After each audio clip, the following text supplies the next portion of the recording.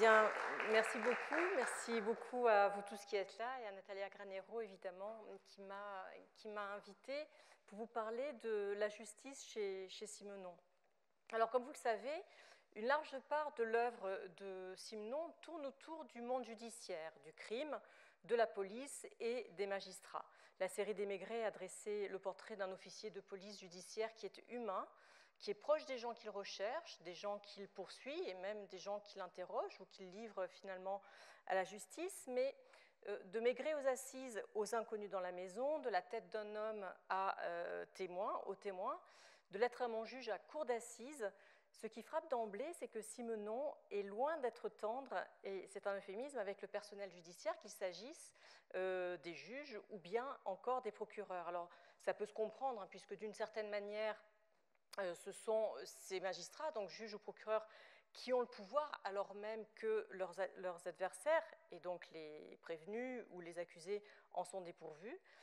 Ainsi, les membres du parquet, par exemple, sont avant tout soucieux de plaire pour avancer. Ce sont essentiellement des couards, essentiellement inféodés, tant à leur hiérarchie qu'à leur carrière. Et dès lors qu'un personnage important est concerné par une affaire pénale, eh bien, le procureur dans les romans de Simenon, se montre aux ordres des politiques, et l'essentiel pour lui va être, à partir de ce moment-là, de ne pas faire de vagues, surtout. Il y a par exemple ce substitut dans Le Coup de Lune, un substitut qui s'appelle moutonné. Alors, on pourrait faire vraiment une grosse étude linguistique sur les noms qui sont donnés aux personnages chez Simenon, et notamment les magistrats. Et ici, c'est inutile d'insister trop sur la servilité, mais enfin, on voit que le moutonné en question, il porte bien son nom quand même, et il signe bien la servilité qui est la sienne. Il y a aussi cet avocat général dans la cour d'assises. Alors, un avocat général, c'est un membre du parquet, hein, ce n'est pas un avocat. Dans cour d'assises, qui, quand il prononce, alors je cite, dans cour d'assises, donc, qui, quand il prononce son réquisitoire, donc, avait l'air à chaque bout de phrase de quêter des applaudissements, et à la fin, il était tout rouge avec des gouttes de sueur sur le crâne pour réclamer la tête de Petit Louis. Et du coup, évidemment, on peut reconnaître qu'il y a plus facile et plus sympathique pour décrire un magistrat que de mettre l'accent, comme il le fait, sur la servilité, comme il le fait d'emblée et avec constance d'ailleurs.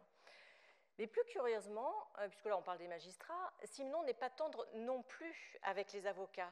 Et c'est plus surprenant parce qu'on pourrait croire qu'au contraire, les avocats qui sont du côté du plus faible, des plus démunis, auraient au moins sa reconnaissance, mais pas du tout, pas du tout. Et je vais vous citer une de ces phrases qui était parue dans un article de 1934 et qui a été publié dans Je sais tout, où Simenon dénigre en bloc les avocats, qui sont considérés donc comme tout de suite, comme par nature, complices de la pègre.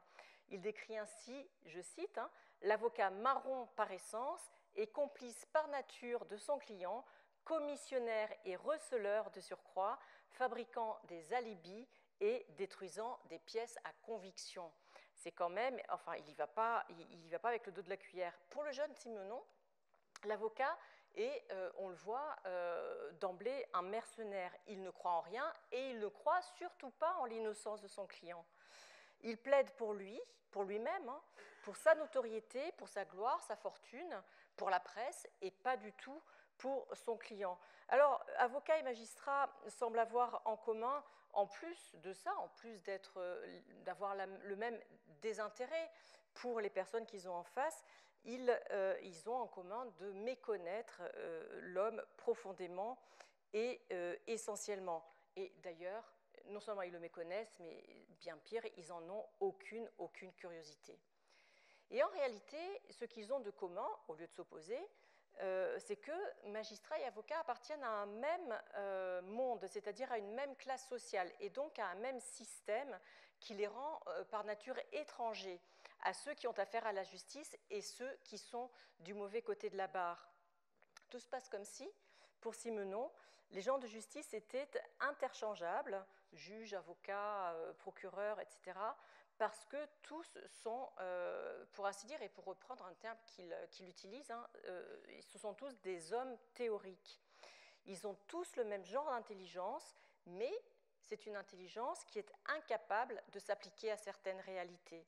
Ils sont tout le contraire d'un Maigret, en somme, hein, puisque Maigret, on le sait, c'est le commissaire qui est plongé au cœur du réel, il est amateur de bonne chère, c'est une constante de son œuvre, et au sens littéral, il est capable de savourer le monde. Et contrairement au juge, contrairement à l'avocat, Maigret, cet homme-là, c'est un homme qui goûte le monde.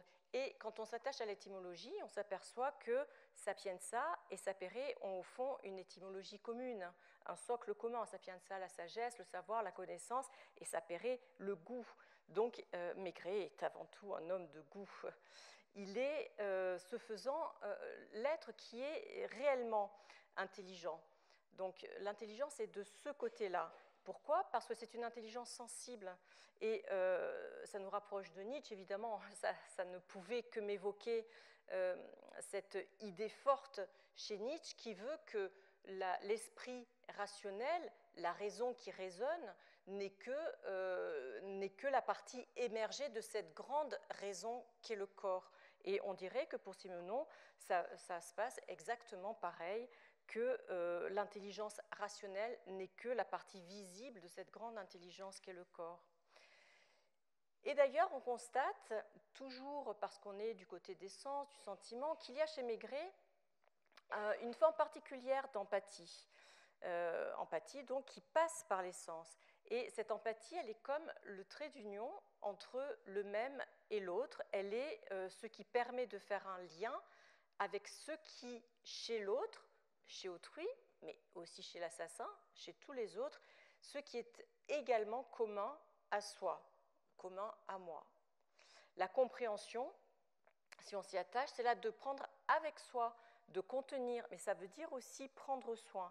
Et bien évidemment, cet acte indique une proximité qui ne se confond pas avec l'indifférenciation ou la confusion, hein, parce qu'évidemment, quand on est trop proche, eh bien, on a tendance à étouffer. Donc, ce n'est pas cette proximité-là, mais c'est une proximité qu'il met en avant et qui est aussi, toujours en même temps, respectueuse de l'altérité et qui est donc soucieuse de la distance qu'il convient de laisser entre soi et les choses pour permettre cette altérité. Et du coup, c'est là qu'on trouve le secret de cette humanité commune que dépeint Simenon, parce que comment effectivement éprouver de l'empathie si autrui, enfin si l'autre était exclusivement, essentiellement et radicalement autre et n'était que cela? C'est pas possible. Alors, bien sûr, autrui est mystérieux, il est différent, parce que sinon il ne m'intéresserait pas. Si l'autre était un autre moi-même, ça ne m'intéresserait pas, puisque étant moi-même, je me connais et ça me suffit. Donc non, il faut qu'il y ait à la fois cette différence, ce mystère, parce que, et Hegel l'a déjà montré, hein, sinon il n'y aurait pas d'intérêt, il a déjà montré dans le principe de la reconnaissance et dans ce travail dialectique de la reconnaissance, de l'importance du désir d'autrui. Et pour désirer autrui, eh bien, il faut que ce soit un être désirant et que ce soit un être qui désire autre chose, sinon il ne m'intéresserait pas. Et en même temps, il y a chez autrui, évidemment, quelque chose qui est commun à moi, parce que sinon, la communication serait impossible. Donc, voilà comment est campé ce commissaire Maigret, qui est plongé au cœur du monde et qui évolue dans une empathie qui lui est familière parce qu'elle relève du sens, elle relève du sentiment. Alors cependant, alors même que le commissaire se place sous l'égide du principe que tout le monde connaît, qui est de comprendre et ne pas juger, enfin tout le monde connaît, tous ceux qui, puisque vous êtes là et que vous êtes intéressés par Simenon, c'est évidemment quelque chose qu'on ne peut pas manquer en le lisant, comprendre et ne pas juger. Eh bien, contrairement à ça, en fait, à cette affirmation, à cette assertion, à cette répétition constante chez Simenon, on constate que Maigret, bien souvent, apparaît comme un véritable juge.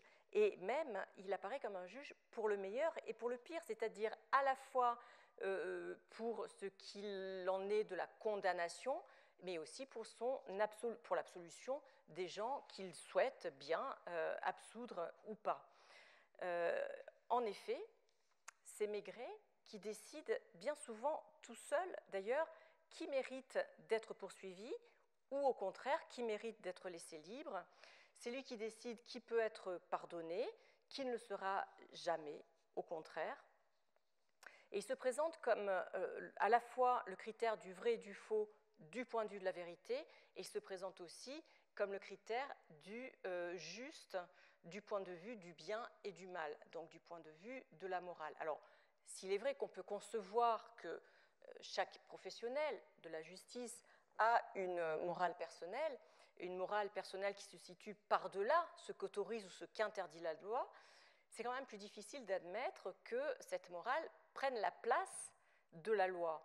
Et c'est pour ça que Paul Nizan, qui était un adversaire assez acharné de Simenon, parle de, je cite, l'ignoble et sentimental commissaire Maigret. Je vais vous donner quelques exemples, il y en a beaucoup dans le livre, mais quelques exemples. Dans L'Outlaw, le commissaire qui est en charge de l'affaire frappe au visage Stanislas Sadlak jusqu'à ce qu'il s'évanouisse. Donc vous imaginez ce que ça donnerait aujourd'hui. Dans La colère de Maigret, on ne peut pas affirmer que c'est Maigret qui provoque le suicide d'un suspect qui lui inspirait, il faut dire, une particulière aversion.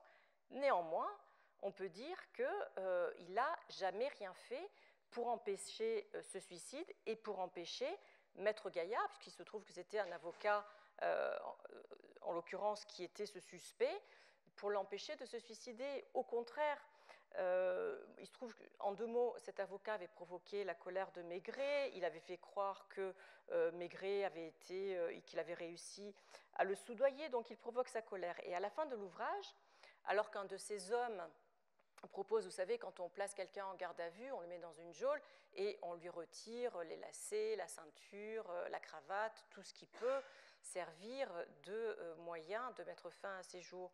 Et donc son inspecteur lui demande s'il doit lui enlever tout ça, et Maigret, il dit « ben non, on va lui laisser tout ça, au contraire ». Et bien évidemment, Maître Gaillard se suicidera peu de temps après, donc de ce fait-là. Donc on voit bien que Maigret est là la cause première de cette mort qui est quand même tragique. Donc quoi qu'en dise Simenon, Maigret est un justicier, on le voit, qui s'arroge et qui s'arroge au-delà des pouvoirs qui lui sont conférés par la loi, et avec une certaine forme de démesure quand même. Il s'arroge le droit d'accorder ou non sa clémence, ou bien sa vindicte, sa vengeance, carrément, sa compassion, ou bien encore son amitié ou son mépris pour les uns ou pour les autres. Alors, on voit bien qu'il y a une certaine noirceur dans l'œuvre de Simenon. Néanmoins, on constate aussi que l'empreinte morale reste prédominante et que c'est cette empreinte morale qui définit quand même également, même si c'est une définition en creux, ce n'est pas dit de manière positive, mais c'est défini en creux, ça définit une forme d'humanité.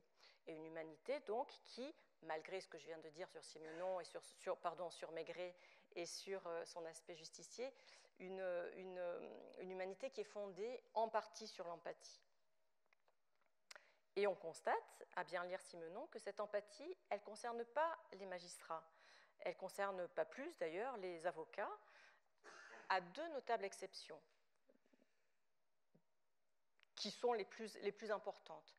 Il y a l'exception du côté des magistrats du juge Laumont dans Les Témoins, et du côté des avocats, l'exception qui est incarnée par maître Hector Loursa dans Les Inconnus dans la maison. Et en effet, à lire ces œuvres, on constate que l'un comme l'autre semble tout à fait capable de réaliser l'expérience de se mettre à la place de l'autre. Alors tout d'abord, le juge Laumont. Malgré le foisonnement dans le monde judiciaire de Simenon, de tout un tas de personnages, y compris des juges, juges, avocats, etc., mais Les Témoins est le seul roman où le personnage principal est un magistrat. Même si, dans ce roman, en vérité, il y a 2 histoires qui vont se conjuguer. Il y a tout d'abord l'histoire de Lambert, alors accusé d'avoir tué sa femme qu'on a retrouvée morte, décapitée sur une voie ferrée, Dieudonné Lambert comparé devant une cour d'assises qui est présidée par le juge Laumont. Et c'est le jugement de cette affaire qui va constituer la toile de fond du roman. Néanmoins, l'essentiel est ailleurs. Le personnage principal, en effet, c'est le président de cette même cour d'assises, et c'est un président en fin de carrière, d'ailleurs, Xavier Laumont. Il se trouve que le président Laumont a épousé une femme qui garde le lit depuis 5 ans. Elle fait des crises, elle est malade. Elle doit prendre un remède qui est contenu dans une fiole, et ce remède, c'est de la strychnine. Elle la consomme évidemment en faible dose, puisqu'on sait qu'à haute dose, c'est du poison. Alors, Laumont pense tout d'abord, et il le pense depuis toujours, que l'état de santé de sa femme est fin, qu'elle fait semblant d'être à ce point malade pour, en réalité, conserver le grappin sur lui, pour le garder à sa botte et pour le tyranniser, finalement, pour faire comme si elle avait toujours besoin d'elle. Il se trouve que, la nuit précédant le début de ce procès de Dieudonné Lambert, l'épouse du président a une crise. Il se trouve aussi que Laumont, par inadvertance, le matin même, a fait tomber la fiole où se trouvait le remède de son épouse. Cette fiole se brise et il n'y a plus de médicaments. Donc, Laumont doit se rendre chez le pharmacien pour acheter à nouveau ce remède. Il va chez le pharmacien, celui-ci ne l'entend pas frapper, et donc Laumont, à l'époque il n'y avait pas de portable, il va pour téléphoner au pharmacien, il va devoir pénétrer dans un bar qui se trouve à proximité stricte de la pharmacie. Et là, il rencontre un autre magistrat qui s'appelle Frissard, qui est un de ses assesseurs pour justement inaugurer ce procès Laumont. Donc vous savez qu'il y a un magistrat qui juge, enfin, la cour est composée d'un magistrat et de 2 assesseurs, donc du président d'assises, de 2 assesseurs, et puis 2 jurés populaires. Et donc ce Frissard est un des 2 autres juges qui vont l'assister. Le lendemain, voilà pour la soirée, donc il est vu par Frissard et sa femme en train de pénétrer dans ce bar. Le lendemain, Laumont a un état fiévreux, il a la grippe, et pour se requinquer avant de commencer son procès, il prend un remontant. Et quand il se rend à la cour d'assises, il voit que son greffier l'observe bizarrement, puisque ce greffier a identifié que son haleine sentait l'alcool effectivement. Et du coup, il y a un premier temps d'arrêt pour ce juge Laumont qui se demande ce qu'on va bien pouvoir penser de lui. Alors Frissard d'abord et sa femme, est-ce que Frissard et sa femme se figuraient qu'il allait boire clandestinement la nuit dans les bars de la ville ? Est-ce que son greffier allait penser lui-même qu'il était devenu alcoolique puisqu'il buvait dès le matin, en plein travail ? Alors, on voit que les témoins, c'est tout d'abord le roman des coïncidences, c'est le roman des illusions, plus que le roman des erreurs. C'est le roman des malentendus, puisque, on l'a vu, Laumont pense que sa femme simule la maladie, alors qu'au contraire, avant la fin du roman, elle va finir par en mourir de cette maladie, qui était donc bien réelle. C'est le roman des faux-semblants aussi, parce qu'on voit bien qu'ici, tout ce qui était accidentel, par exemple, le fait de sortir d'un café, enfin d'un bar la nuit, ou d'entrer dans un bar, le fait de boire un verre, qui est donc circonstanciel, c'est lié à un moment déterminé, un lieu particulier, va devenir essentiel, c'est-à-dire va définir son essence. On va dire qu'il est alcoolique. Et tout d'un coup, pour Laumont, d'une manière brusque, et on peut même dire qu'il s'agit d'une manière très brutale, la réalité qui lui était familière jusqu'à présent va devenir autre que ce qu'elle était jusque-là. On a parlé d'inquiétante étrangeté. Et pour Laumont, cette réalité, elle devient double, elle devient duplice. Et l'autre chose, puisque ça ne s'arrête pas là, c'est que le discours sur la vérité va le devenir également. Une vérité double, le discours est double également.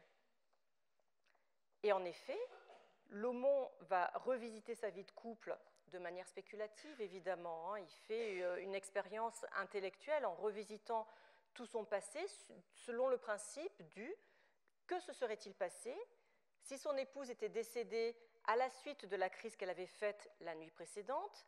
c'est-à-dire au moment où il était en train d'acheter l'autre fiole de strychnine, ou bien encore, que se serait-il passé si on avait fait le lien entre la mort qui arrivait à point nommé de sa femme et la découverte que le juge Lomont avait une maîtresse. Parce qu'évidemment, il avait une maîtresse. Alors, en revisitant son histoire, Lomont prend conscience non seulement qu'une autre vérité est possible, je l'ai dit, qu'une autre perception de cette vérité est possible, mais il s'aperçoit également et d'un même mouvement qu'un autre discours est possible. Et même, il va réaliser que ces deux discours peuvent être vrais ou peuvent avoir l'apparence de la vérité, et même, il va vraiment jusqu'au bout, il s'aperçoit que chacune de ces vérités est tout aussi légitime. Et à partir de ce moment où Lomont prend conscience de la légitimité de plusieurs discours, de ces deux discours, il peut commencer à envisager la vérité de Lambert, la vérité de l'accusé. Donc c'est plus un face-à-face. Mais à ce moment-là, en même temps qu'il réalise cela, on voit bien que c'est un véritable abîme qui s'ouvre devant lui. Puisque c'est à ce moment-là qu'il prend conscience qu'il y a une division profonde de l'être. Il découvre qu'il y a donc cette ambivalence du discours, il découvre qu'une vérité unique, indivisible et universelle n'est plus possible. Et du coup, c'est là qu'émerge un véritable sentiment tragique. Donc, on l'a vu, ce tragique, il est lié au fait que, je le répète, hein, mais c'est important, et c'est, je crois, ce qui donne cette ampleur, cette profondeur des romans de Simenon, c'est que non seulement il y a plusieurs vérités, il y a plusieurs discours sur la vérité qui coexistent, mais tous coexistent avec une même légitimité. Et qu'est-ce qui se passe au contraire dans le monde judiciaire? Dans le monde judiciaire, à l'issue du processus, et on voit bien que le procès et processus, c'est la même chose. Hein. C'est que dans le procès judiciaire, y compris à la cour d'assises, il y a des choses qui se passent et des choses qui sont en évolution jusqu'à un terme. Dans le processus judiciaire, la finalité de ce procès, c'est d'arriver à un seul discours, et un discours qui aura la prééminence sur l'autre et qui aura la prétention d'être un discours de vérité, puisque la finalité du procès, c'est de trancher, c'est de dire ce qui est. Le verdict, c'est ce qui dit le droit, ce qui dit le vrai. Dans la recherche de cette vérité judiciaire, hein, donc, qui illustre à la fois l'enquête et le procès pénal, il ne peut en effet y avoir qu'une seule vérité.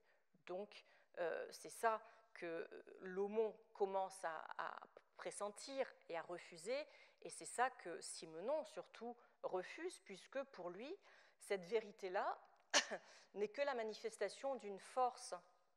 Et pourquoi est-ce que c'est le discours judiciaire qui prend le pas sur le discours de l'individu? C'est parce que la justice a la force de son côté, elle a la force de l'institution, et qu'étant une force, elle est aussi une violence envers l'individu. Et c'est ça qu'il refuse, puisque dans cette lutte qui est une lutte asymétrique, on le voit, l'institution contre l'individu, c'est forcément du côté de l'individu que se trouve Simenon, de cet individu qui est accusé, de cet individu même s'il est coupable. Alors, pourquoi est-ce qu'on peut dire que Simenon n'aime pas les juges? Alors, je ferai un tout petit détour par la Grèce ancienne, mais pour vous dire que dans cette Grèce antique, il y avait une conception du droit, une conception où la justice est forcément une, où elle est unique, indivisible. Et depuis les temps les plus reculés, une des tâches du juge était de déterminer entre deux parties laquelle disait le vrai. Et l'étymologie, donc le vrai c'est l'aletheia, la vérité c'est aletheia, le vrai c'est to aletes. Et cette étymologie montre que la vérité grecque se conçoit comme ce qui, depuis les ténèbres, parvient à la lumière, dans un processus de dévoilement. Et donc on voit bien que ça ne peut aboutir qu'à une seule chose. Simplement, il y a l'introduction avec les sophistes d'un autre principe qui est celui, et vous le savez, enfin, vous avez tous entendu parler de Protagoras et de la théorie de l'homme-mesure. Hein. Chez Protagoras, l'homme est mesure de toute chose. Et avec cette théorie-là, c'est le relativisme qui contamine l'intégralité du monde du droit. Et en faisant cela, il en souligne le caractère tragique. Et en même temps, il y a cette contamination par le relativisme, et en même temps, on voit que le droit relatif, etc., se distingue de l'éthique et du devoir. Et tout se passe comme si, pour Simenon, comme si Simenon prenait acte, c'est vrai, de cette distinction entre le droit, l'éthique et le devoir, et comme si il prenait le parti de l'éthique contre le droit, et donc le parti contre les magistrats, puisque ces derniers sont tout entiers et uniquement du côté du droit, en méconnaissance totale de l'éthique qui les dépasse. Et il y a une formule très lapidaire qui pourrait résumer cette position très rigide et définitive du juge. Et quand il parle à un moment d'un magistrat qui dit, en disant ceci de lui, ce magistrat qui n'avait jamais douté du code, d'un droit et de lui-même. Le credo est lancé, on le voit, et c'est un credo qui est terrible pour les magistrats et qui explique un petit peu quel est cet antagonisme qui les oppose à Simenon. Et c'est pourquoi, je crois, Simenon rejette les juges et il rejette le droit également un peu en dehors de cette humanité qui lui est si chère et qui est l'humanité des petites gens, y compris d'ailleurs, y compris quand elle comprend des criminels en son sein. Et il semble que la raison pour laquelle il prend le parti du criminel contre le juge, c'est parce que le juge est, par essence, incapable de comprendre. Il est, de ce point de vue-là, il est l'anti-Maigret par excellence. On l'a vu tout à l'heure, Maigret, c'est celui qui comprend, qui parvient à dépasser sa singularité, qui parvient à prendre l'autre avec soi, et en faisant ça, il parvient à conserver une altérité à autrui et à ne pas le confondre, à ne pas l'annihiler dans cet acte de prendre avec soi. Il n'y a pas de fusion. L'assassin n'est pas différent de moi, il n'est pas un monstre, même s'il n'est pas moi, mais j'aurais pu être lui, c'est-à-dire j'aurais pu aussi être l'assassin. Maigret est un homme, donc, qui est tout à fait capable de se mettre à la place de tout autre homme. Et on le voit, c'est une image qui est souvent utilisée pour le décrire, c'est que, enfin, il y a cette image de l'éponge que vous devez connaître également. On dit de lui, enfin, une fois son inspecteur, un juge arrivé sur une scène de crime demande à Maigret, alors Maigret, qu'est-ce que vous en pensez? Maigret dit, mais je ne pense rien, monsieur le juge. Et là, il y a un des lieutenants de Maigret qui dit, mais vous savez bien, il ne pense pas, mais il s'imbibe. Effectivement, l'éponge, qu'est-ce que c'est? C'est un objet qui prend avec soi tout le reste, tout en restant elle-même éponge, mais en étant un peu plus qu'une simple éponge. Donc c'est ça, Maigret. Alors, c'est ça la compréhension pour Maigret. Est-ce que le juge Laumon est capable de faire ça? Alors, il est un des rares juges qui est capable de faire intellectuellement l'expérience de se mettre à la place de tout autre, et d'une certaine manière, on peut même dire qu'au bout de son processus intellectuel, il parvient à se mettre à la place de l'accusé, à la place de Dieudonné Lambert, en dépassant cette vision statique de deux contraires apparemment irréductibles entre le juge et l'assassin ou le coupable. Mais si Laumon devient, pour Simenon, un bon juge, le problème, c'est qu'il n'est plus un juge. C'est quelqu'un qui devient désormais incapable de juger. Et donc, il y a cette véritable aporie, c'est que Laumon devient humain parce qu'il comprend, mais parce qu'il comprend, il n'est plus juge. Donc, autrement dit, il y a une autre forme de dénaturation, puisque s'il n'est plus juge, il n'est plus lui-même. Il est dénaturé. Et on en revient, encore une fois, à cette aporie qui est plus une injonction qu'une injonction, qui est le comprendre et ne pas juger. Et ça devient problématique pour Lambert parce qu'on l'a vu à la fin, il ne vote pas la culpabilité de l'accusé, il ne vote pas contre lui, il ne vote pas pour lui non plus, mais il s'abstient. Et l'expérience qu'il a fait de ces deux discours possibles, au fond, elle est paralysante pour lui. C'est tout à fait, enfin, c'est un élément qui contribue à l'aspect désespérant aussi des œuvres de Simenon. Et au fond, on a l'impression que comprendre et juger sont deux termes tout à fait exclusifs l'un de l'autre. Soit le juge est condamné à ne pas comprendre et donc à ne pas accéder à l'humanité, soit il y accède, mais à ce moment-là, il n'est plus un juge. Alors évidemment, pour moi, c'est une des limites de Simenon. C'est une des limites aussi de cette formule. Et il y a peut-être un piège à se laisser emprisonner dans ces formules, parce qu'il n'y a pas de possibilité de dépasser cette tension. Alors qu'il y a chez Simenon cette monstration du tragique, on l'a vu, cette faille qui s'ouvre, cette béance qui s'ouvre tout d'un coup devant l'aumône lorsqu'il s'aperçoit de la possible vérité de Lambert, mais en même temps, il n'y a pas de dépassement de ce tragique puisque Lambert est paralysé, pas Lambert, le juge Laumont devient paralysé, il ne peut plus rien faire, il ne peut plus faire son métier, il devient étranger à lui-même, et en tout cas, il ne peut plus juger. Donc c'est un problème, j'y reviendrai dans quelques instants, après avoir vu ce qu'il en est chez les avocats. Est-ce que l'avocat, quant à lui, est un peu plus proche du cœur de Simenon? Alors, Hector Lursa, dans Les Inconnus dans la maison, que vous devez évidemment connaître alors à travers le livre, mais qui a été joué au cinéma par Rému de manière très belle dans le film d'Henri Decoing en 1938, c'est un avocat qui a cessé de plaider après que sa femme l'eut quitté. Il vit en province avec sa fille, avec laquelle il ne parle pas d'ailleurs, et il passe ses journées à lire et à boire. Et une nuit, il habite une vaste maison, il entend un coup de feu dans sa maison, et il découvre le cadavre d'un homme qui vient d'y être assassiné. Alors il découvre aussi que l'inconnu devait vivre dans sa maison à son insu, et il découvre même que c'est sa fille qui avait hébergé cet inconnu, puisqu'elle vivait avec une bande de jeunes qui, lors d'un acte initiatique, avait renversé cet individu qui avait fini par les faire chanter. Bon, c'est un peu compliqué, mais en tout état de cause, le blessé est un voyou qui est soigné dans la maison de Lursa, et ce blessé, voyou, faisait chanter la bande de jeunes, donc la bande des amis de la fille de Lursa.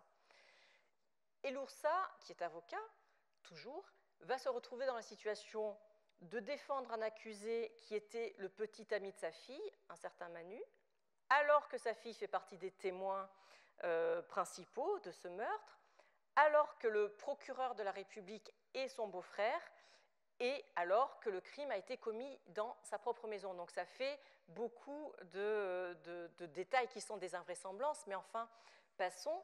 Mais il se trouve qu'en plus, dernière invraisemblance, à la fin, après avoir découvert le véritable meurtrier, puisqu'il va parvenir à faire innocenter Manu, Lursa a même la tentation de vouloir assurer la défense de cet accusé. Alors, il y a une description précise dans cet ouvrage des différents protagonistes de cette affaire judiciaire. Alors, il y a le juge d'instruction qui s'appelle Ducu, D-U-C-U-P, mais enfin, bon, là encore, hein, je ne m'alourdirai pas sur les noms qui sont utilisés par Simenon et qui sont quand même, quand on les étudie et qu'on voit, on les juxtapose à ce monde judiciaire, sont délicieux. Il y a le procureur Rogissard qui, tous les ans, fait un pèlerinage à Lourdes, un pèlerinage à Rome aussi, pour essayer d'avoir des enfants, et qui sont tous inscrits dans cette bonne bourgeoisie de province de la ville de Moulins. Et c'est un héros alcoolique qui est le héros, c'est l'avocat Hector Lursa, qui est le héros de ce roman. Alors, il y a beaucoup de métaphores animales qui sont utilisées par Simenon pour décrire l'oursa. C'est un ours dans sa tanière. Il est qualifié d'ours, de phoque barbu. Il est qualifié également parfois de fauve de ménagerie.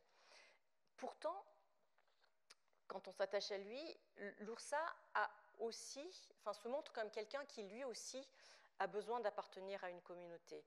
La seule chose, le seul problème, c'est que la communauté à laquelle sa naissance le destinait à appartenir ne lui convient pas, et même elle le fait vomir. C'est la communauté à laquelle appartiennent sa sœur, mais son beau-frère, on l'a vu, hein, c'est la communauté de Ducu, de Rogissard, et cela le révulse. Il se trouve que cette histoire qu'il va découvrir, même cette histoire de meurtre avec la bande de jeunes qui vit chez lui, va lui permettre d'explorer à nouveau son environnement. Il va lui permettre d'explorer à nouveau et de sentir les odeurs, les gens, de sentir les nuances de leurs sentiments. Elle va lui permettre de les comprendre. Et ça aussi, ça arrive comme une sorte de gouffre qui s'ouvre devant lui. Hein. Je cite, donc, « Quelque chose d'énorme, de bouleversant lui était arrivé. Il était sorti de sa tanière. Il était descendu dans la rue, dans la ville. Il avait envie de... Il n'osait pas dire envie de vivre, mais envie de se battre. C'était peut-être cela. De se secouer, de secouer la paille de sa bauge, les odeurs douteuses qui lui collaient encore à la peau, les aigreurs de son moi qui avait trop longtemps mijoté entre les murs tapissés de livres et de foncé. » Alors, on voit, il y a une brutale rupture, il y a à partir de là une sorte de traversée et d'accostage en terre étrangère, mais pourtant familière, parce que, au fond, la terre où il accoste, c'est celle de sa fille, qui est sa fille, donc il la connaît. C'est une terre étrangère, mais pourtant familière, et c'est quelque chose qui le change, et qui le change profondément. Et c'est vrai que, là aussi, quand on voit l'étymologie du mot « expérience », père, c'est le fait de traverser et donc d'entrer en contact, de prendre des risques, d'envisager des périls. Et le milieu que l'on traverse de la sorte ne laisse pas indifférent. Et Gilles Deleuze a une très belle formule quand il dit « Quand on entre dans la mer, on devient vague ». Et c'est ça qui arrive à l'oursa. C'est que brutalement, donc, il est envoyé dans ce milieu-là. Et finalement, même si à la fin l'histoire le restitue à son quotidien, et même s'il n'y a pas de happy end, parce que ce n'est pas non plus un roman de la rédemption, hein, contrairement à ce qu'on peut dire, je ne crois pas que ce soit un roman de la rédemption, il n'y a pas de fin heureuse, mais néanmoins il y a quelque chose qui se passe. Ce quelque chose, c'est que l'oursa découvre un monde qu'il avait là à portée de la main, mais il le découvre et il le prend avec lui. Et justement, la particularité de ce monde, c'est que ce n'est pas un monde ivresque, ce n'est pas un monde de l'esprit. Et au contraire, on voit que là, l'esprit, puisqu'il vit, je vous l'ai dit, il se nourrit de livres et de vin. Et finalement, cela avait fini par ternir l'imaginaire et par occulter l'enfance, la créativité, avec son cortège d'inconscience, de violence et d'exacerbation des sentiments. Donc c'est tout ça qui rejaillit au fond en plein visage à l'oursa.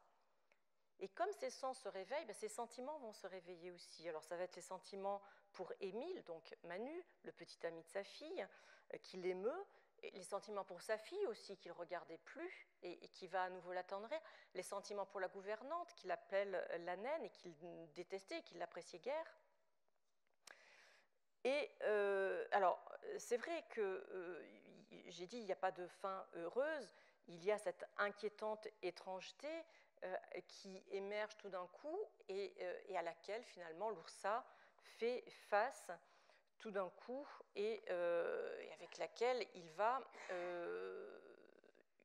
devoir lutter, même si c'est un moment qui est quand même angoissant. Hein. J'ai parlé tout à l'heure d'inquiétante étrangeté. Ça, c'est une faille vraiment existentielle. Ça s'impose à lui avec brutalité. Ça le chasse de son refuge. Et je vais vous citer une petite phrase de cet ouvrage, Des Inconnus dans la maison. « Cela lui était venu au moment où il rechargeait le poêle. Il s'était arrêté. Il avait regardé autour de lui. Il s'était senti comme étranger au décor qui avait été si longtemps le sien. Les livres, les centaines, les milliers de livres, et l'air lourd, le calme si absolu qu'on s'entendait vivre. Les Inconnus dans la maison, c'est un roman fort de Simenon. C'est un roman qui mêle impuissance et innocence, et c'est un roman qui nous touche évidemment, parce que Simenon, il retrace bien, d'abord il la sent, il la vit, mais il la retranscrit aussi très bien ce qui est le propre d'une jeunesse qui est à la fois toute puissante, inventive, imaginative, provocante et tumultueuse, et qui pourtant est tellement facile à blesser et tellement, même pour lui, impossible à rejoindre. Donc, malgré son égoïsme de fond, mais c'est toujours une caractéristique un peu masculine chez les hommes de Simenon, malgré, donc, entre cet égoïsme-là et une générosité réelle, Lursa est un personnage attachant, et d'ailleurs, son alcoolisme fait de lui une faiblesse et donc un élément d'attachement, puisque au fond, Simenon ne s'attache qu'à des gens qui ont des marques de fragilité et qui sont donc des marques d'intérêt pour lui. Comme souvent aussi dans ses romans, avec cette écriture si concentrée, si économe et si puissante, il fait la part belle au non-dit. Souvent, il y a une communication qui est infraverbale entre Manu et Lursa. Extérieurement, l'attitude de Lursa n'avait pas changé, nous dit Simenon. Et pourtant, Émile sentait que désormais, il pouvait tout lui dire. Et effectivement, ce qui intéresse Simenon, c'est, vous le savez aussi, à un moment donné, c'est de pouvoir être en présence, et c'est ça la quête qui l'a animé tout le long de ses romans, pouvoir être en présence à un moment donné de l'homme tout nu. Et c'est ça que propose Manu à Lursa, et c'est ça qui le réveille un petit peu. D'ailleurs, Manu va choisir Lursa comme avocat pour le défendre d'un simple regard. Ils n'ont pas besoin de se parler. Pourquoi il n'y a plus ce besoin? Parce que Lursa a franchi un pas. Et du coup, il se met à cette hauteur-là et il se met au-delà du verbal. Et c'est pour ça que toute cette communication infraverbale, finalement, suffit, en tout cas, entre Lursa et puis les jeunes qui sont pourtant tellement loin de lui. Le temps de ce procès, en effet, Lursa va nous sembler capable de vivre plusieurs vies et il va être capable de puiser dans sa sensibilité qu'il a retrouvée, même si c'est provisoirement, la faculté de décrypter ce langage hors du langage. Et c'est ça aussi qui fait une des beautés du livre. Et du coup, effectivement, face à cette communion-là, cette communauté-là, tout le langage analytique, celui de la raison, celui du procès, celui des questions, des réponses, apparaît tout sauf la vérité. On voit aussi dans ce répertoire que Simenon aborde, dans ce roman, une autre question qui, au fond, est au cœur de son œuvre, je pense au cœur de son interrogation la plus profonde, qui est celle du passage à l'acte, bien évidemment. Parce que le moteur du passage à l'acte restera, et a vocation à rester toujours un mystère. Et cette bande de jeunes dont nous parle Simenon dans Les Inconnus dans la maison, c'est celle que le petit Georges avait connue et fréquentée dans sa jeunesse.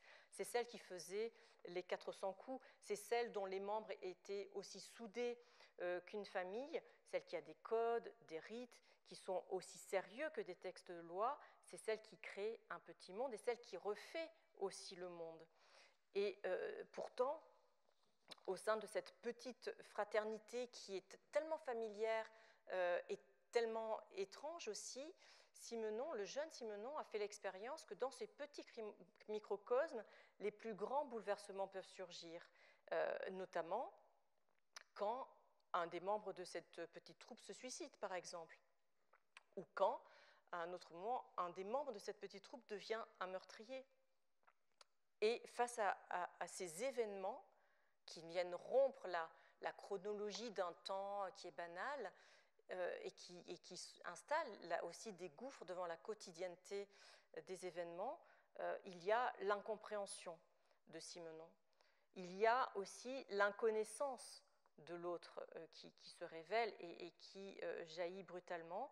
Et tout ça était en germe déjà dans Les 3 crimes de mes amis, où il raconte, c'est un livre qui est largement autobiographique, et on voit que depuis lors, ces interrogations n'ont jamais arrêté de hanter l'auteur. Et c'est ça qui revient tout le temps. Alors, si on renverse la proposition de Simenon, comprendre et ne pas juger, on s'aperçoit que ça aboutit à la conclusion on devrait aboutir à la conclusion qu'il faudrait ne pas comprendre pour pouvoir juger, à faire ce raisonnement au fond par l'absurde. Et alors, justement, en tant que magistrat, on ne peut pas admettre cette idée, bien évidemment.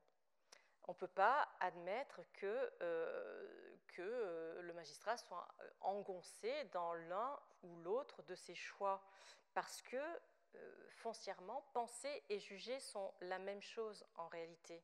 La même chose, mais à condition de respecter 3 principes qui régissent la raison que le philosophe a pu établir, quand il parle des 3 piliers de la pensée, qui sont tout d'abord penser par soi-même, évidemment, il faut avoir cette liberté-là, qui est aussi un courage.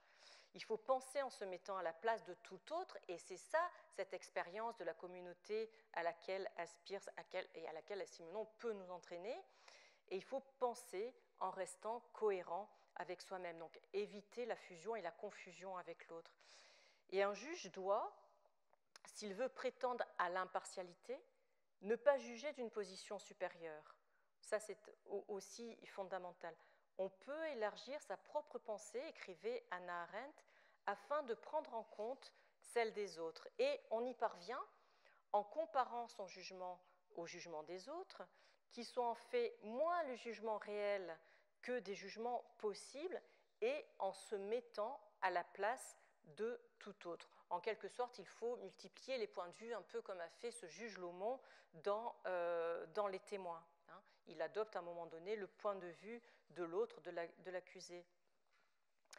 Hannah Arendt emploie encore une autre belle expression. Elle dit « il faut exercer son imagination, aller en visite ». Et c'est ça que les gens de justice doivent bien pouvoir faire, dans la mesure où, en effet, juger suppose l'effort de comprendre ceux dont le point de vue, évidemment, n'est pas le nôtre, et qui est susceptible, d'ailleurs, point de vue, de fortement déplaire. Ça revient, au fond, à reconnaître à l'autre, qui est donc l'accusé, voire même le condamné. Ça revient à reconnaître à ces personnes-là la possibilité qu'ils ont de changer, et ça revient à surtout ne pas les réduire à l'acte pour lequel ils comparaissent en tant qu'accusés ou à l'acte pour lequel ils sont condamnés. Alors, Simenon, c'est une des raisons pour lesquelles, effectivement, son œuvre est non seulement importante et incontournable et pour le XXe siècle, et pourquoi j'y suis tellement attachée, c'est qu'il a admirablement restitué, avec une parfaite économie de moyens, il a restitué dans ses récits l'humaine genèse de ces pauvres drames. Et il a su faire revivre pour nous amener à comprendre que ces drames nous concernent et que l'accusé, souvent, s'est avancé plus loin dans la découverte de l'humain que ceux qui le condamnent. D'ailleurs, quand on voit le livre de Yasmina Reza a écrit un ouvrage récemment, en faisant quoi? En allant pendant des mois et des mois assister à des procès, je crois en correctionnel ou aux assises. Mais pourquoi? Parce que c'est là, a-t-elle dit, qu'elle voit l'étendue, et je reprendrai la formule de Simenon, plus loin dans la découverte de l'humain, qui effectivement, là, au niveau pénal, est le plus étendu et le plus poignant et le plus fort, je crois. Alors, pour conclure, je dirais qu'en refusant à ces magistrats, aux magistrats de ces romans, la possibilité d'être à la hauteur de ce récit et de cet enjeu, Simenon s'est, je crois, privé de la possibilité de pénétrer au cœur de cette fonction qui est celle des juges.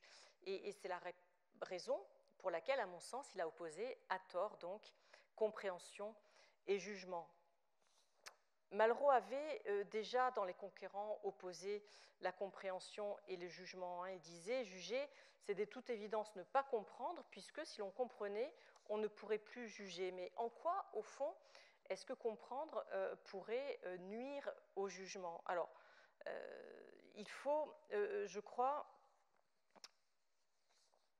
arrêter de concevoir la compréhension comme une fusion. Et je crois que c'est de là que vient l'erreur, parce que c'est vrai que le verbe comprendre, on le voit, on l'a vu, vient de cum, donc qui signifie avec, de préhendere, qui signifie prendre, saisir, soit littéralement donc saisir ensemble, embrasser quelque chose, l'entourer, mais plus tard apparaît une signification qui est un peu différente, et qui est celle de concevoir et de saisir par l'intelligence. Donc on voit la compréhension, c'est à la fois saisir par les sens, donc la sympathie, l'empathie, mais aussi par l'intelligence. Et avant tout, on peut...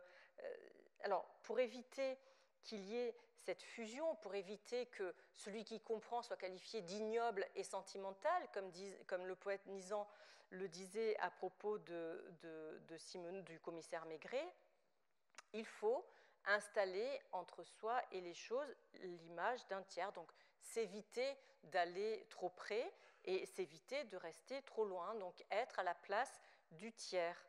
Avant toute formalisation, toute universalisation, tout traitement procédural, la quête de justice est celle d'une juste distance entre les humains. Juste distance, milieu entre le trop peu de distance, propre à un rêve de fusion émotionnelle, c'est ça l'ignoble et sentimental, et l'excès de distance qu'entretiennent l'arrogance, le mépris, la haine de l'étranger, cet inconnu, écrivait Paul Ricoeur. Et la figure du tiers, au fond, est la solution et l'alternative à celle de la compréhension-fusion ou à celle d'un excès de distance. Et il faut comprendre la distance dont nous parlait Kant pour nous apprendre à juger, dans les trois piliers de la pensée, cette distance-là comme une approche critique. Et on voit que krinen, étymologiquement, le verbe signifie donc mettre à distance pour pouvoir juger ce avec quoi on fusionne. On ne peut pas juger. Et d'ailleurs, s'il n'y a pas de distance, il y a de l'indifférenciation.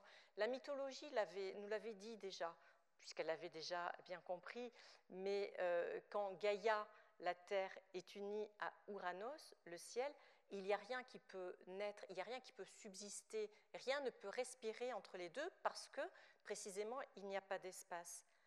L'acte inaugural de Cronos, qui est un des fils de Gaïa, qui va consister à émasculer Ouranos, son père, c'est également cet acte-là qui va permettre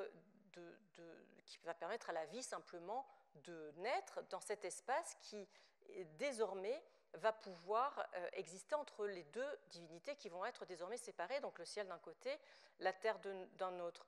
Ouranos étouffait Gaïa, empêchant toute vie de naître. Ce geste de Cronos, c'est sûr, assez brutal, mais il est indispensable. Et c'est le seul geste qui puisse délivrer tous les enfants de Gaïa qu'elle gardait jusque-là dans ses entrailles, qui sont les titans qui vont pouvoir naître au monde. On le voit donc, pas de fusion, c'est pas possible. Il faut un tiers, il faut une distance suffisante. Mais à l'inverse, une distance qui ne serait que distante, c'est-à-dire l'infinie suspension du jugement, n'est pas non plus possible. Ce n'est pas une position qui est tenable, parce qu'on ne peut pas rester dans un scepticisme comme ça indéfini, puisqu'il faut agir à un moment donné, le récit judiciaire doit aboutir à son terme. Il faut que, au fond, le crime qui a commencé et l'installation du désordre qui s'en est suivi, ce désordre-là, il faut qu'il puisse cesser, il faut que la victime puisse s'y retrouver, il faut que l'accusé aussi puisse s'y retrouver, et il faut que la société puisse s'y retrouver. C'est la raison pour laquelle la justice doit, elle aussi, trancher et dire une parole vraie, veridicere, verdict, donner son verdict, donner sa décision pour que les choses finissent et pour qu'on puisse passer à autre chose. Alors évidemment, il ne s'agit pas de dire un mot, on n'est pas du côté de la perfection divine, il ne s'agit pas d'édicter le meilleur jugement, comme si on était dans l'omniscience et dans le jugement de Dieu, hein. Mais il s'agit simplement, quand on est juge, d'édicter, enfin de dire, alors pas le jugement d'un homme abstrait, mais celui d'un homme, et là on revient à Simenon, capable de se mettre et de faire l'expérience de se mettre à la place de tout autre homme, et de tout autre homme en situation. Voilà, je terminerai par Nietzsche, encore une fois, qu'il avait vu aussi. Il avait vu cette nécessité de multiplier les points de vue sur les choses pour essayer d'enrichir notre notion, d'enrichir notre perception. Plus nous aurons Dieu, disait-il, plus grande sera notre notion. Et c'est ça que doit faire aussi un juge. Et c'est ça, c'est la raison pour laquelle il y a des parties, donc un avocat, l'accusé, qui sont à chaque fois des voix, non pas discordantes, mais des voix différentes. Il y a la voix de l'avocat général, il y a la voix des témoins, et c'est tout cela qui est pris en compte pour aboutir au jugement. Mais le juge doit être ouvert à tout cela, évidemment. Sinon, fait des juges plutôt des êtres fermés et clos à tout ce qui vient de l'extérieur. Mais voilà, il faut penser à un devoir-être. Et Nietzsche l'avait compris puisqu'il avait dit qu'il fallait éviter deux choses, hein, justement. Il fallait éviter le perspectivisme de grenouille, qui est pour lui le regard hagiographique. Hein. La grenouille, c'est ce qui est par terre et qui ne peut regarder que de bas en haut les choses qui la dépassent et qui sont trop grandes pour elle. Et il faut de la même manière et dans un même mouvement éviter le regard au contraire arrogant qui vient du haut et qui est méprisant et qui écrase l'individu qui est de l'autre côté de la barre.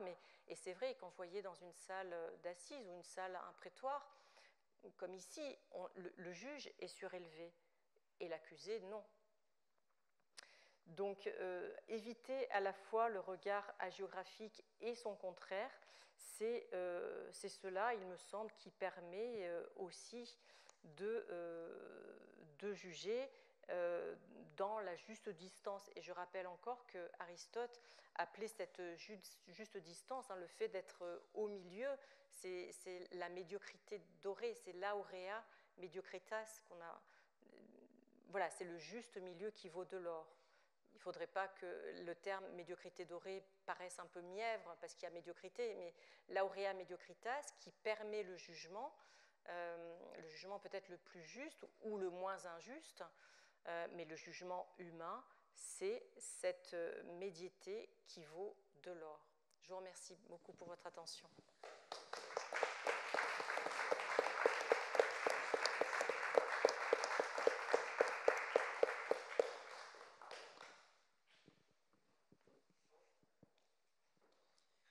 Si vous avez des questions, j'ai un micro que je peux faire circuler.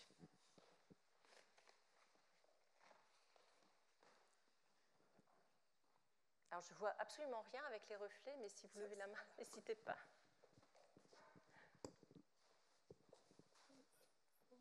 Merci beaucoup pour la présentation. Je n'ai pas bien construit ma question, mais je voulais plutôt vous livrer une réflexion. Une réflexion d'abord sur l'opposition juger et comprendre, en disant moi je cherche à comprendre, je ne cherche pas à juger. La première réflexion que j'avais, est-ce qu'il n'y a pas une forme d'hypocrisie ou de mauvaise foi de la part de Maigret, qui appartient quand même à l'appareil judiciaire et qui enquête dans la perspective de pouvoir rendre possible le jugement. Et je trouve que sur le terrain dans l'expérience professionnelle qu'on peut faire de la police, on peut entendre à des auditions, parfois le policier dit « écoutez, vous pouvez tout me dire, moi je ne suis pas là pour juger, ce n'est pas ma fonction ». Et là, je trouve qu'il y a une forme d'hypocrisie, puisque le travail du policier, c'est justement de rendre possible le jugement. Et quand on a cette dialectique ou cette technique policière qui consiste à dire « faites-moi confiance, je ne suis pas le méchant dans cette histoire », on va essayer d'obtenir des aveux et quelque part la personne sera jugée. Donc je trouve que dans cette perspective qui paraît très noble de dire je cherche juste à comprendre et pas à juger, voilà, ma réflexion c'est de me dire est-ce qu'il n'y a pas quelque part une forme d'hypocrisie, voire de déloyauté de la part de Maigret à l'égard des accusés, des prévenus. Donc ça, c'était peut-être la première réflexion que j'avais. Quid de la déloyauté de cette perspective-là. Et puis, j'ai été très sensible à ce que vous avez dit à la fin sur cette juste distance. Le titre du roman m'échappe, mais c'est parce que je fais du droit suisse, pas du droit français, mais le roman de Tanguy Viel avec la disposition du Code de procédure pénale ou du Code pénal français que le doute doit bénéficier à l'accusé, où on a ce roman où le personnage principal explique au juge d'instruction pourquoi au final il a commis un homicide. Et puis on comprend, pardon si je spoil un peu, mais on comprend vers la fin que le juge d'instruction aura tendance à vouloir laisser aller celui qui s'est confié, précisément à mon avis parce qu'il y a ce phénomène de confusion où à force d'entendre les raisons pour lesquelles l'accusé est passé à l'acte, l'interlocuteur, et puis dans le roman, le lecteur, parvient à ce point de fusion ou de confusion avec le personnage, et on a au final envie qu'il s'en sorte, parce qu'on se dit, on comprend pourquoi est-ce qu'il est passé à l'acte, c'est finalement que justice ce qu'il a fait. Et je me demandais si, voilà, ça c'était ma deuxième réflexion que je voulais vous soumettre, s'il y avait quand même un roman de Simenon, que ce soit avec Maigret ou les romans durs, où vous avez eu le sentiment qu'il avait réussi à rendre compte de cette juste distance. Et plus largement, est-ce que vous avez un roman en tête où le lecteur a été rendu sensible à cette juste distance, malgré le fait qu'on avait affaire de manière assez prépondérante aux raisons du passage à l'acte? Voilà. Pardon. Alors, si c'est trop... Il y a beaucoup de questions, oui, pardon. Mais je vais essayer d'y répondre. Alors, vous parlez de l'hypocrisie de Maigret ou de sa posture qui consiste à essayer d'obtenir les aveux. Je ne crois pas qu'il...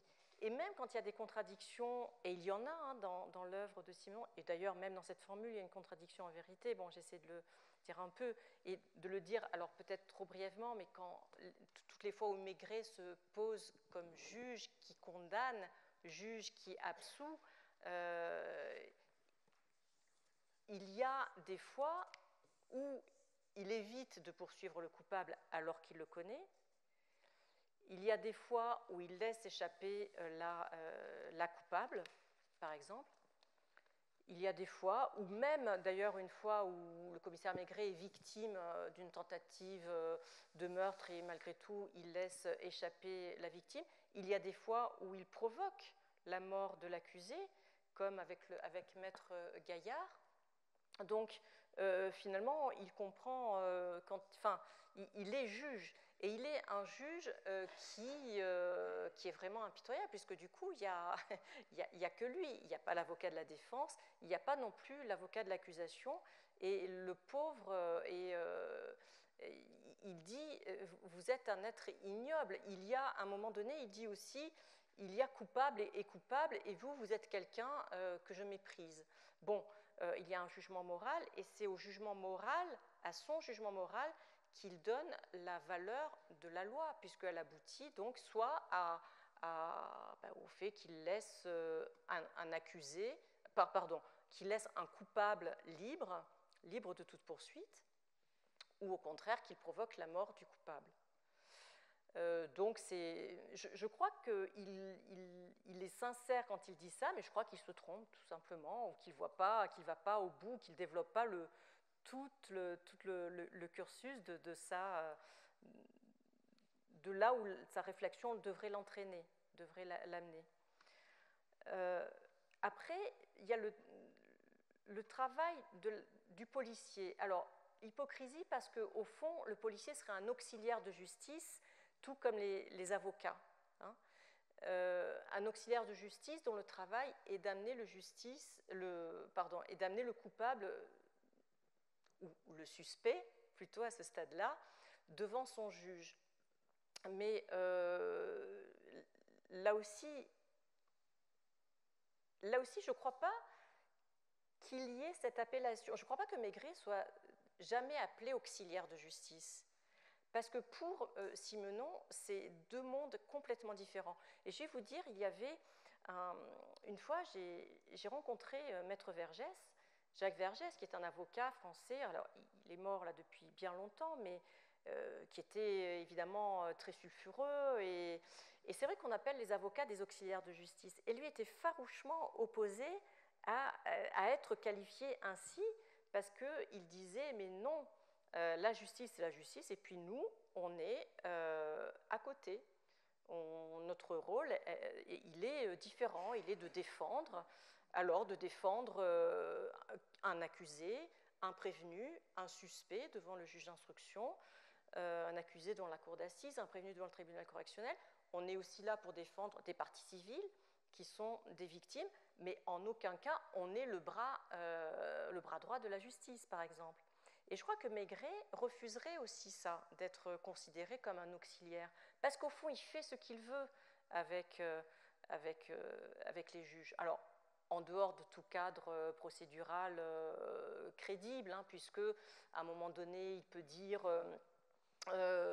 voilà, vous pouvez rester libre, mais de toute façon, si ça me chante, je demanderai, enfin, je vous mettrai sous mandat de dépôt quand je voudrais, ou en détention provisoire, alors que c'est évidemment pas du tout de sa compétence. Mais je ne crois pas que Simenon aimerait que son policier soit qualifié d'auxiliaire. Et d'ailleurs, alors, il y a ça d'intéressant, je trouve, dans l'œuvre de Simenon, et avec les Maigret notamment, c'est qu'à un moment donné, il y a cette transition entre un monde où c'est vrai que c'était les enquêteurs qui menaient l'enquête et qui faisaient tout, et un passage de relais, au fond, à de jeunes magistrats qui sortent de l'école de la magistrature qui était nouvellement créée et qui ont envie eux-mêmes d'instruire et donc de mener l'enquête, hein, puisque l'instruction, c'est ça. L'instruction, c'est c'est déléguer les pouvoirs d'enquête à des enquêteurs qui doivent rendre compte aux juges. Il y a ce passage-là, mais du coup, Maigret, qui était avant libre de faire ses enquêtes, et on le voit, il va partout en France, il va même faire des enquêtes à l'étranger, encore une fois, en dehors de tout cadre légal, mais ce n'est pas ça qui est important, mais il était complètement autonome et livré à lui-même dans son travail-là. Cette mise sous tutelle d'un juge ne lui plaît pas. Au contraire, surtout quand il voit que les juges qui sortent de l'école sont des clones les uns des autres, c'est-à-dire des bourgeois, parfois des petits nobles de province. Il y a certains parquetiers, enfin certains magistrats, donc que ce soit des magistrats du parquet ou des magistrats du siège, juge d'instruction, puisqu'en France on a ce binôme, hein, à la fois du parquet qui poursuit qui mène l'enquête, en tout cas pendant les enquêtes préliminaires ou de flagrance, et le juge d'instruction qui est saisi à un moment donné par le parquet pour toutes les affaires criminelles, donc les meurtres, les viols, les séquestrations, etc. Et ce relais-là ne lui plaît pas. Et il cède, mais à contre-cœur. Il n'aime pas quand les juges vont avec lui sur le terrain pour lui donner des directives, alors qu'ils n'y connaissent rien, qu'ils ont 20 ans et qu'ils sortent de l'école. C'est ça que pense Georges Simenon. Ils ont tous ces magistrats, ils viennent sur les lieux d'un crime avec leurs gants beurre frais. Vous savez qu'on mettait justement au début, enfin au 19e siècle évidemment, mais encore au début du 20e siècle, pour ne pas se salir, et qu'on devait changer chaque jour pour justement montrer qu'ils étaient propres à chaque fois. Ces magistrats qui sortent leur étui à cigarette en or ou en argent, tout ça, ce n'est pas le même monde que celui qui est le sien, et qui est celui des petites gens, et qui est celui des criminels que lui peut comprendre et que les magistrats non. Donc je pense pas. Il y avait... donc ça, c'était pour la première partie de votre intervention, de votre observation. Pour la compréhension, il me semble qu'on peut... Rien ne nous interdit d'essayer de comprendre. Est-ce qu'on y arrive tout le temps? Je ne sais pas, mais en tout cas, l'effort, il y est. Mais est-ce qu'on peut comprendre et juger? Oui, parce que qu'est-ce qu'il y a au-dessus de la compréhension de l'individu, de la tentative de compréhension de ce qui amène son passage à l'acte? Il y a la loi. Et je crois que Simenon fait toujours abstraction de la loi. C'est pour ça que, du coup, il évacue aussi les juges. Mais quand alors, effectivement, on comprend, et souvent, comment faire autrement? Comment faire autrement? C'est des gens comme Faux et moi. Et c'est vrai que comment avoir cette supériorité de pensée, de se dire que jamais on peut, mais ne serait-ce que donner une gifle à quelqu'un qui nous met hors de nous, ça peut arriver à n'importe qui, mais qu'est-ce qui empêche ce quelqu'un à qui on met une gifle de tomber, de se rompre la nuque sur une arête et de mourir? Rien. Et c'est ça qui fait cette humaine condition qui est faite de drames quotidiens possibles et qui touchent même les personnes les correctes, qui restent fréquentables, qui restent des pères, qui ont des enfants. Et simplement, ce que le juge doit toujours avoir en tête, c'est évidemment la loi. Que dit la loi sur l'homicide involontaire? Parce que quand on gifle quelqu'un qui tombe et qui meurt, c'est un homicide involontaire. Quand on assassine quelqu'un par vengeance, que je vais chez moi, là si j'ai pas aimé votre question ce soir, que je rentre à l'hôtel pour me saisir d'une machette et que je reviens vous asséner des coups, c'est un assassinat. Et là on encourt, voilà, c'est un crime. Et c'est la cour d'assises. Donc, qu'est-ce qu'il y a au bout? C'est qu'au bout, on juge en fonction de ce que dit la loi. Et que, du coup, le juge est entre la situation concrète du cas qu'on examine et de la personne que l'on interroge et la loi qui prévoit 15, 30 perpétuité, 30 ans, perpétuité pour ce qu'elle a. Et c'est pour ça qu'on est là aussi un tiers, à la fois par rapport au cas singulier que l'on doit juger, qui est toujours un cas singulier. Un viol, c'est toujours un viol singulier, et par rapport à la loi. Et c'est ça que peut-être les gens ne comprennent pas, mais peut-être parce que certainement on ne leur explique pas en réalité, et c'est pour ça qu'ils ne savent pas.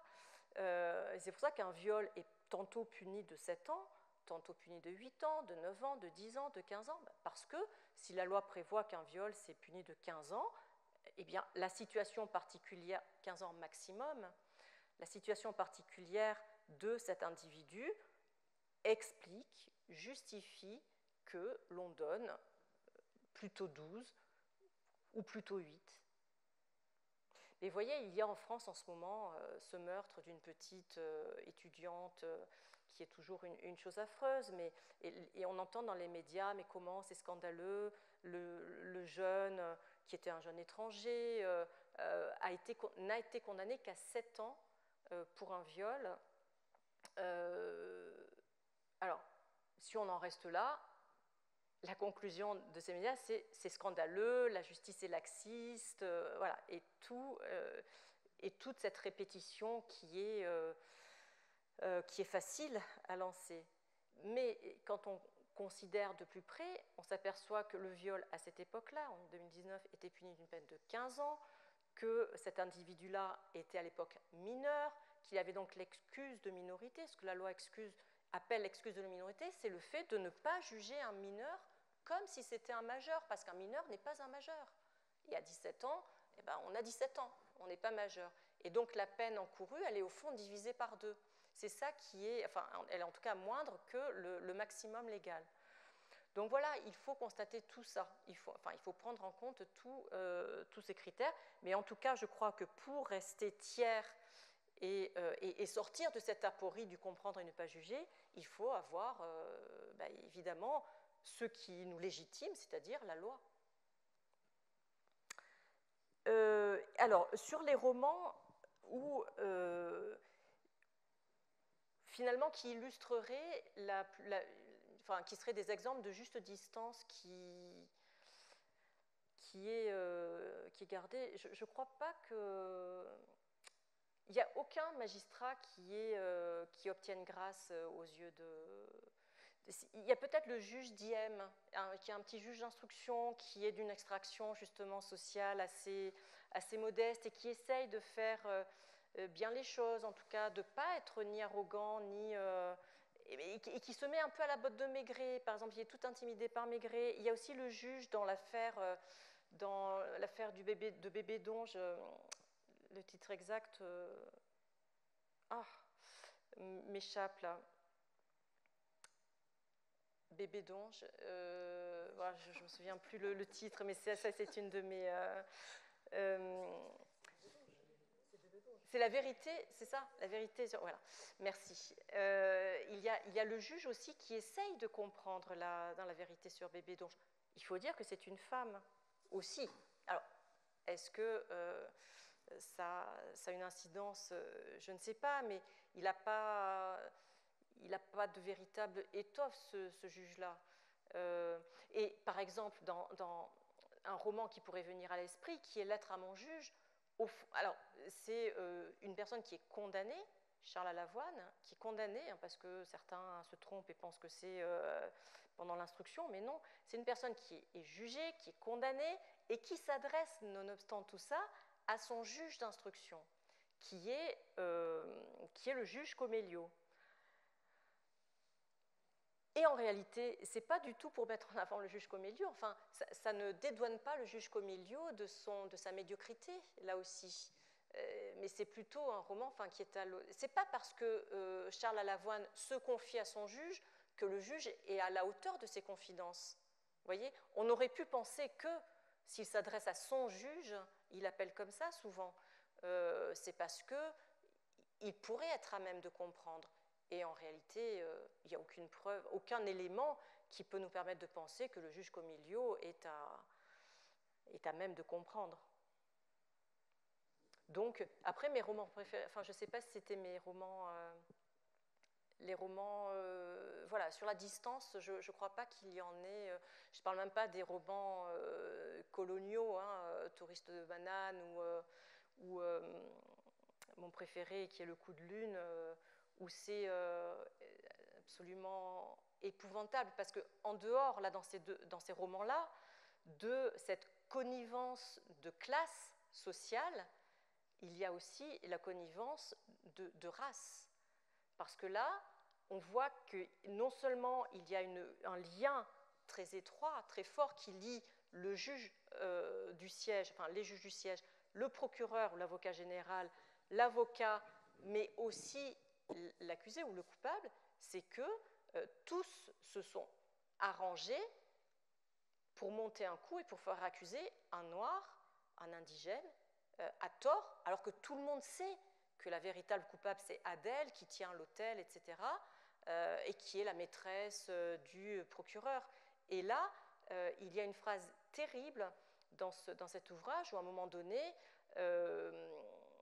puisqu'il y a le personnage principal qui est contre tout ça, qui est révolté, et qui finira par partir, par être évacué en disant « l'Afrique, ça n'existe pas, ça n'existe pas », et il essaye de protester un petit peu, et il y a un des magistrats, je crois que c'est le procureur, l'avocat général, qui lui dit « mais enfin, ici, vous comprenez, on est au Gabon, ou au Congo, et ici, on est entre soi, et on se tient. Entre blancs, on se tient. Et le « on se tient », c'est ça qui définit l'éthique des blancs par rapport aux autres. Et c'est ça, c'est se tenir, c'est l'éthos, l'éthique, vient du verbe grec ekein, qui veut dire se tenir, et justement se tenir entre soi contre d'autres. Voilà, je ne sais pas si j'ai vraiment répondu à votre question, ou à vos observations. Je vous propose en fait d'aller prendre un verre. On peut continuer la discussion en haut. Et puis merci beaucoup, Alexandra. Encore. Merci à vous.